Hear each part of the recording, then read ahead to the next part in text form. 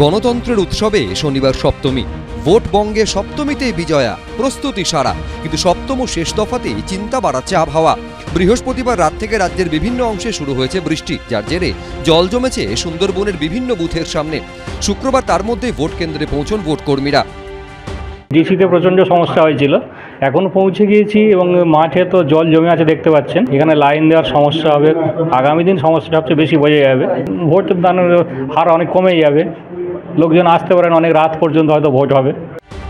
আবহাওয়া দপ্তরের পূর্বাভাস অনুযায়ী আগামী 24 ঘন্টায় কলকাতা, 2 মেদিনীপুর, হাওড়া, হুগলির পাশাপাশি 2 চব্বিশ পরগনাতে বজ্রবিদ্যুৎ সহ বৃষ্টিপাত এবং ঝোড়ো হাওয়ার সম্ভাবনা রয়েছে। তবে টানা বৃষ্টি হলে শনিবার ভোট গ্রহণের ক্ষেত্রে বড়সড় সমস্যায় পড়তে হবে প্রশাসনকে, কারণ বেশিরভাগ ক্ষেত্রে ফাঁকা জায়গাতেই দাঁড়াতে হয় ভোটারদের।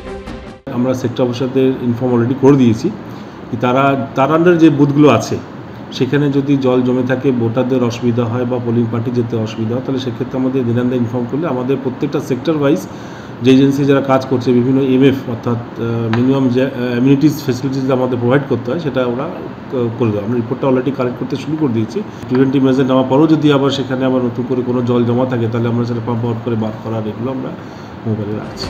বৃহস্পতিবার রাতের মাত্র কয়েক ঘন্টার বৃষ্টিতে বেহাল ঘাটাল মহকুমা সুপার স্পেশালিটি হাসপাতাল চত্বর। সেই জমা জলের কারণে সমস্যায় পড়তে হয়েছে রোগী থেকে স্বাস্থ্যকর্মীদের। কখনো স্ট্রেচারে চড়ে হাসপাতালে ঢুকতে হচ্ছে রোগীদের।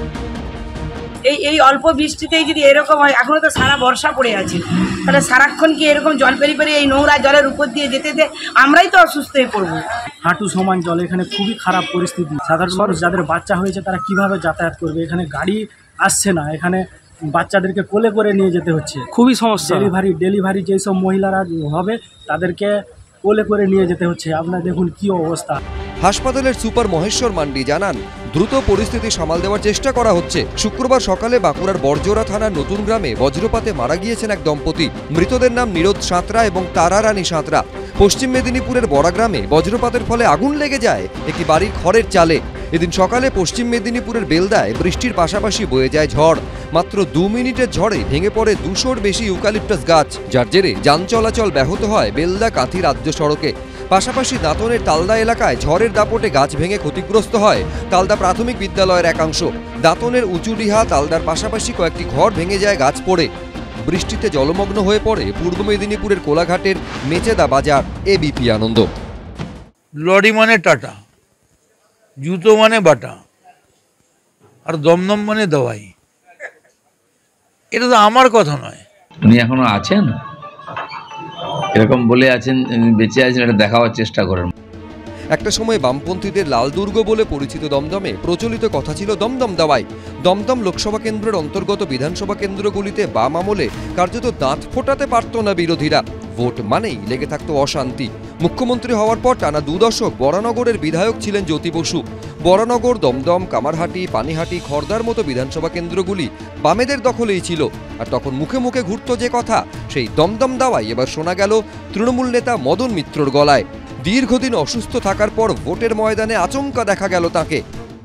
আমি যদি বলি দমদম ধোলাই হবে, সেটা আনপার্লামেন্টারি হতে পারে।